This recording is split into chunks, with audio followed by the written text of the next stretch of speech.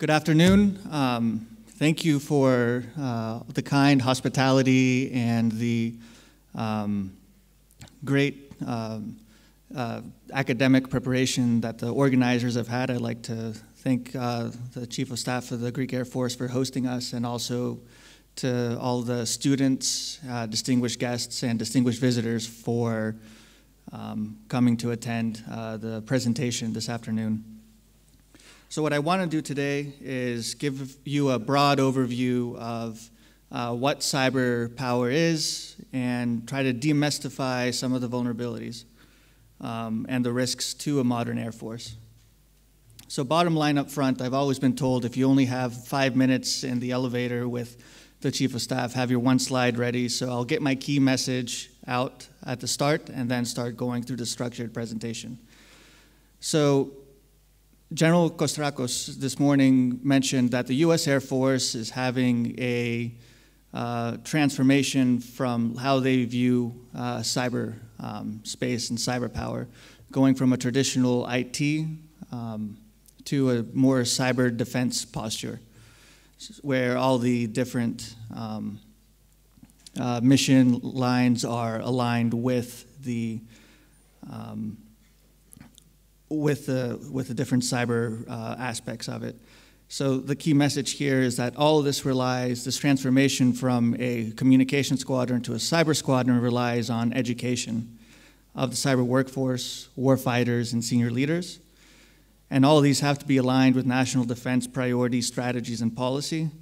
And that the first step towards any relevancy of cyber power within air power is to shore up the defenses before starting to think about more creative uses of the domain in offensive capability, because without a good defense, you cannot have an offense. And as I'll be showing you throughout this presentation, that the environment is very vulnerable and requires a focus on defense first.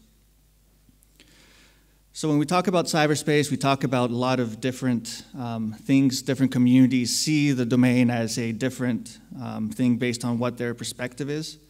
So just to set some sort of organizational framework on what the domain is, I have this graphic here that starts off to break cyberspace into parts and components that senior leaders and officers can better understand, so that they don't just think of it as a technical environment, but so that they can relate it back to their military mission. So at the bottom layer, we have the geographic layer, and this is the part that a lot of people don't really pay much attention to, that every single aspect of cyberspace, even though it's virtual in some parts, is still rooted in the physical infrastructure and the geography on which it rides on.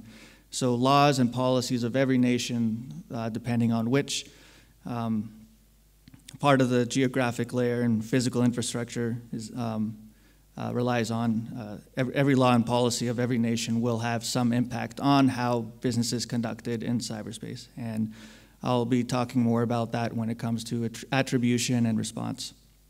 The logical layer is what most people think of when they think of cyberspace, because that's the code, that invisible realm that does not really resonate much with people who don't understand programming, and it's the part that scares most people about cyberspace.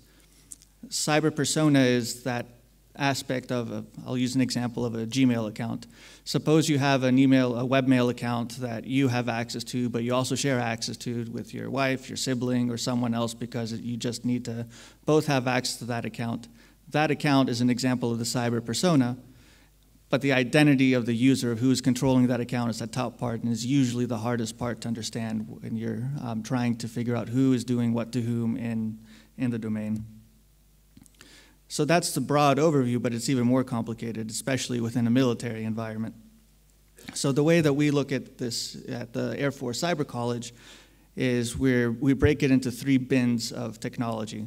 One is the traditional IT bin, your email services, your webmail, and other traditional IT services, your Microsoft Office and other networks that are used just to communicate business information. And all of these have an impact on the mission. This is traditionally the role of the 6th shop, or the communications squadron, that are currently being transformed. You have the operational technology, which is a completely different community from the IT community. These are the folks who are controlling the gates and have the technology that operates physical equipment. So power generation, air conditioner units, and things like that. And then on the far left, you have the platform information technology, and this is the one that is integrated into military platforms. So an example of that is an airplane, which is nice, it flies, it fights and wins in the air domain. However, it's really a piece of cyber infrastructure because all it is a computer that is flying and allowing the pilot to use the electronic infrastructure to drop bombs on target and that kind of stuff. So you have the lower level, which in the component bin on the bottom, which are the actual technology, which is what a lot of people focus on. When you integrate all that technology into a system, that's another thing that is traditionally focused on. However, it's really the whole purpose of the technology and the system, the people, processes, and controls are what is the purpose of that technology on the mission? How does it impact the mission? How does it allow the commander to achieve his objectives? So one of the courses that we teach is focused on changing the mindset so that you go from commander strategic intent, understanding the cyber dependencies that mission has, and then throwing your defenses in order to assure the mission occurs at the time and place of the commander's choosing.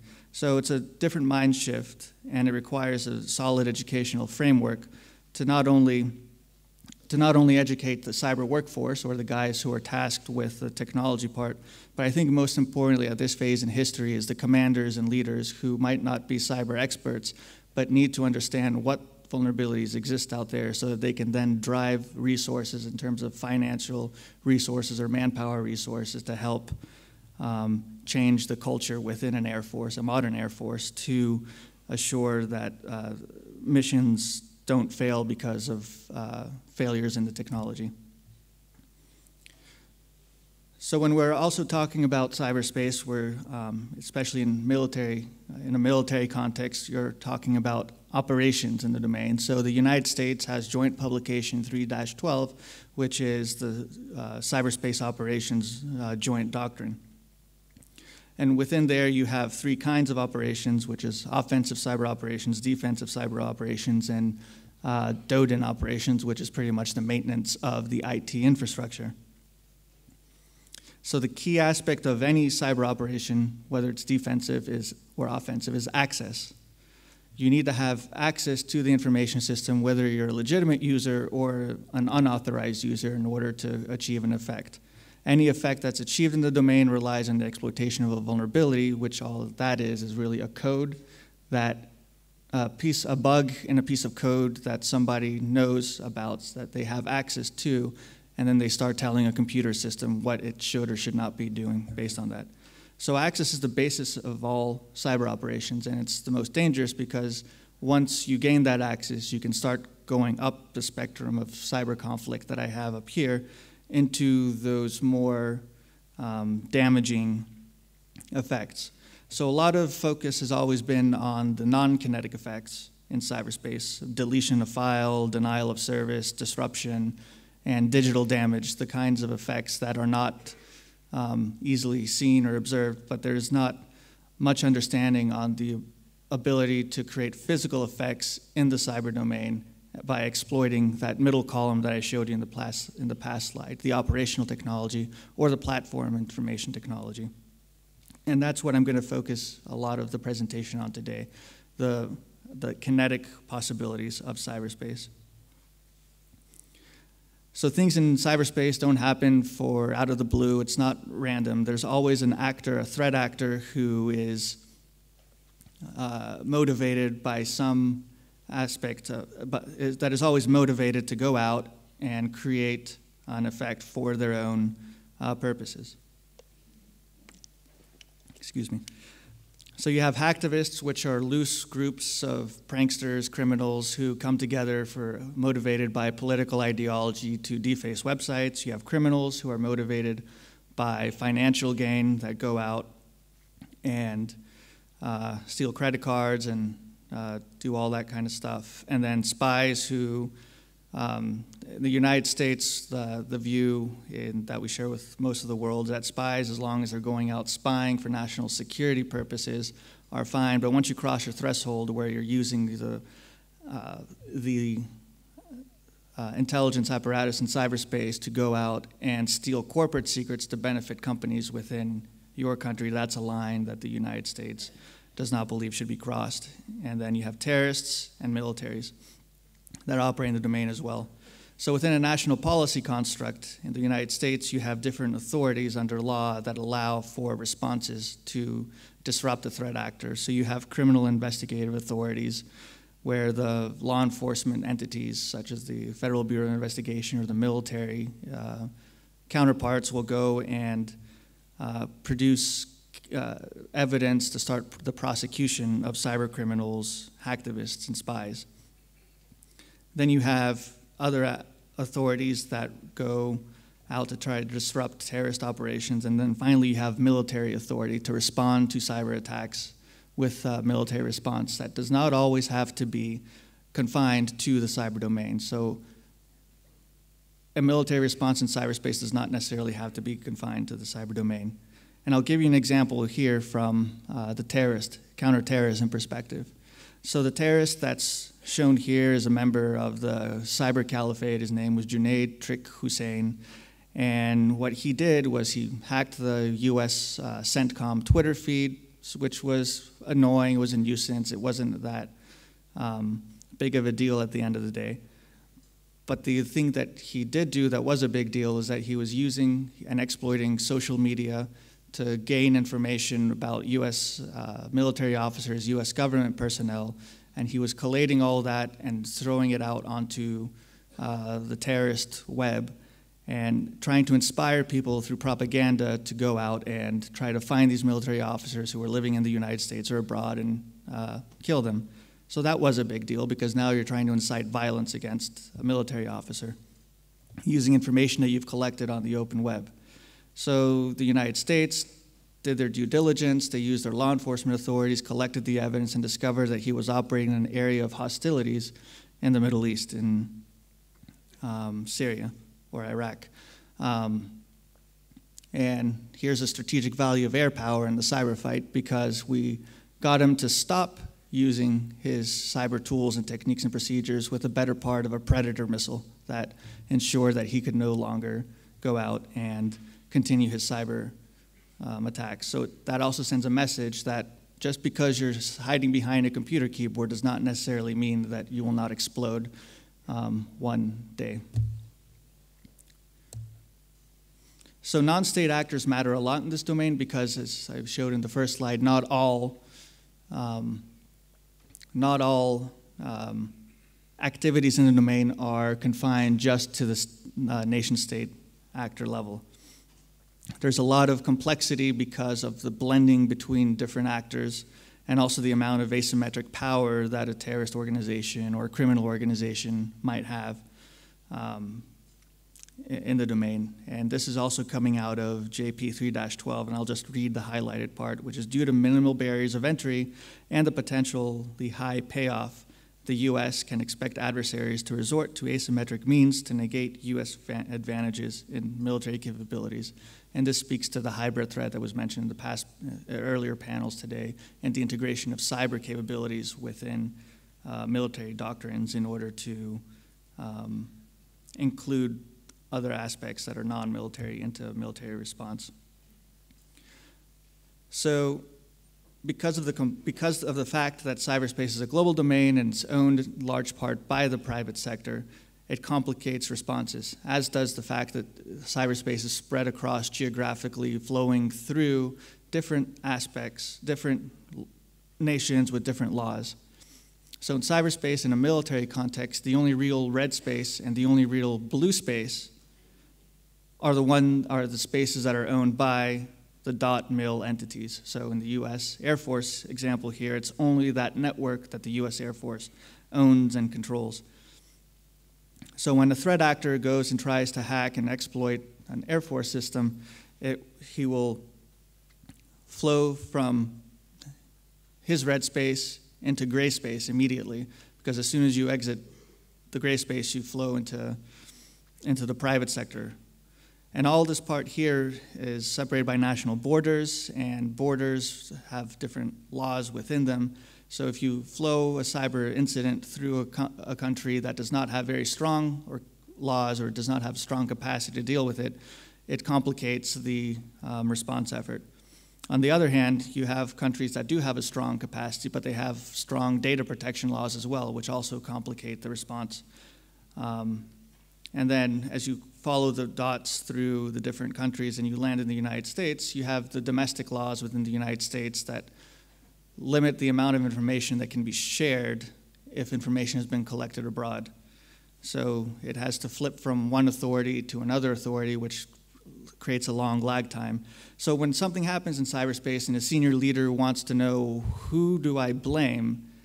The answer is not very apparent, is not readily apparent because of the time it takes to collect all the evidence, to come to the national security decision maker and give him a reasonable level of certainty as to who is doing what, so that they can then make the decision on what they need to do in order to protect themselves. So going back to the critical infrastructure and key resources, this is that operational technology that I was talking about. And just so you can visualize the difference between an IT system, which is on the left, it's separated by a firewall, which, as we know, doesn't really provide much defense. It detects well, but it doesn't defend well. And then you have the corporate network, the SCADA network, the industrial control system network that controls the dam, hydroelectric facility, which is in the red circle. Hydroelectric facilities have a lot of power within them because of the amount of water they're holding back, and I'll have an example. So there was an earlier question about Internet of Things and things like that. So the important point here is that you have these very small embedded devices spread out across society, and this is only increasing over time. And as these embedded devices are implemented, they are easily discoverable. So you can use tools like a Shodan to go out and start figuring out where these embedded devices are within the world. It's almost like the Google for industrial control systems. There's usually advisories that are put out to talk about the different codes that can be exploited, and you can go from what's an advisory to an actual physical, identifying where the vulnerable technology is rather quickly. This creates an instability because you never know which one of those threat actors is going to be responsible for it, and the national decision maker, if an incident does happen that has physical effect, will not know immediately who did it, especially in times of a national crisis that could unintentionally escalate a situation. So this isn't the realm of science fiction. We've seen the physical effects of cyber accidents, and the only difference between an accident and an attack is really the motivation of an actor to actually go out and exploit one of those critical pieces of infrastructure. So this is an example from 2009, when on the left-hand side, or your right-hand side, the piece that is intact is a water turbine in a hydroelectric plant in Russia. After the Russian investigation, it was discovered that it was a software failure that caused the picture on your left. No distinguishing between the piece of code misfiring and a bomb having been dropped on it. Essentially, the turbine spun out of control and destroyed the hydroelectric plant in that case. Similar incident happened in San Bruno, California, when a natural gas pipeline exploded one day because the sensor within the gas pipeline was not reading the pressures per square inch. The pipeline had too much pressure, and you see the results there. A long burning fire and a neighborhood destroyed. And of course, you also have the cyber risks to military missions, which is this unfortunate case where an A400's data logs were deleted and caused the engines to fail. So with that, I wanted to highlight the importance of demystifying the cyber domain for senior leaders so that they can start to understand better how There are military missions that can be put at risk, but there can also be national security consequences when things are targeted in a domain that can cause physical effect.